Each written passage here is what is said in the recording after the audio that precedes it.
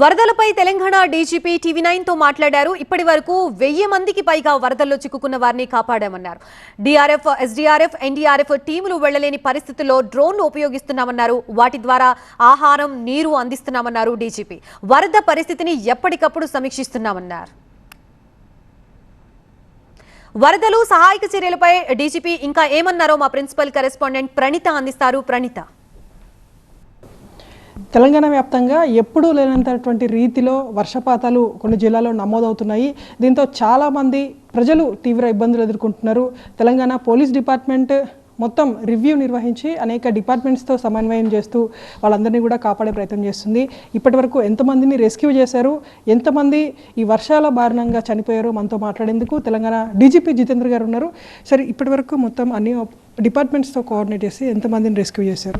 Nearly మన 1000 పర్సన్స్కి rescue చేసాము. నిన్న చాలా భారీ వర్షం వచ్చాయి. సో మన కలెక్టర్ గారు, ఎస్పీ గారు అందరూ కలిసి టీమ్స్ని యూజ్ చేసుకొని ఎస్డీఆర్ఎఫ్, ఎన్డీఆర్ఎఫ్ టీమ్స్, తర్వాత ఫైర్ డిపార్ట్మెంట్ నుంచి డీజీ గారు అందరూ కలిసి పని చేస్తున్నారు.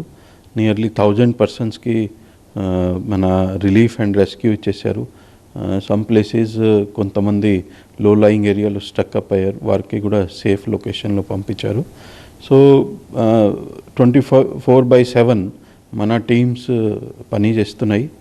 అండ్ ఈరోజు కూడా some places where NDRF team కానీ ఎస్డీఆర్ఎఫ్ టీమ్ రీచ్ కాకపోతే మన హెలికాప్టర్ పంపించి వారికి కూడా రెస్క్యూ చేశాము.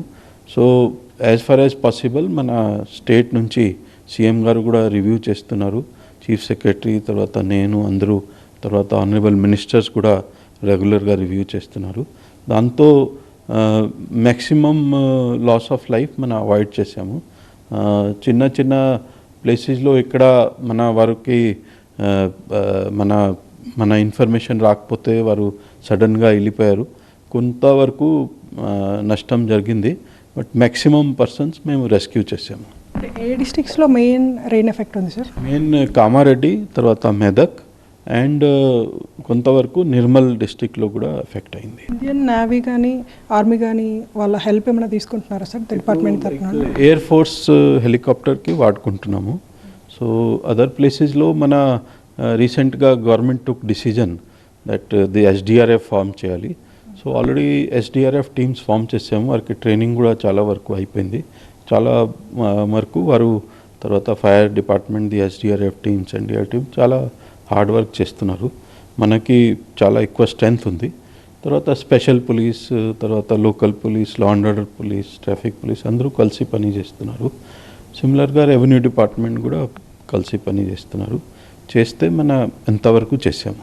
సో డిపార్ట్మెంట్స్ తరపు నుండి అక్కడ ఉన్నటువంటి డిస్ట్రిక్ట్ ప్రజలకి ఎట్లాంటి సూచన కానీ సజెషన్ కానీ మీరు చేస్తారు? బికాజ్ ఇప్పుడు కూడా ఫోర్కాస్ట్ ఉంది, అనవసరంగా ఇక్కడ బయట వెళ్ళకూడదు. బట్ బయట వెళ్తే అనవసరంగా స్టక్అప్ అయ్యటానికి ఛాన్సెస్ ఉంటాయి. సో మీరు బీ సేఫ్, ప్రికాషన్స్ తీసుకోవాలి. ఒక 1-2 days రెయిన్స్ ఉంటే కొంచెం ఎక్కువ ప్రికాషన్స్ తీసుకోవాలి. దిస్ నేషనల్ హైవే కూడా అవసరం ఉంటే వెళ్ళాలి, విదౌట్ ఎనీ రీజన్ మన వెళ్ళకూడదు. మన ఎనీ విజిట్స్ ఆర్ దేర్, కొన్ని పోస్ట్పోన్ కూడా చేయవచ్చు.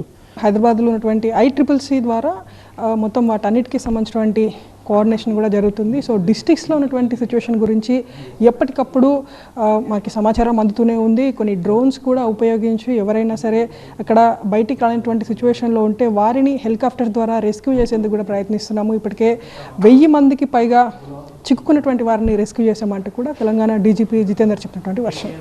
విజువలిస్ట్ రంగాతో డీజీపీ కార్యాలయం నుండి ప్రణీత, టీవీ9.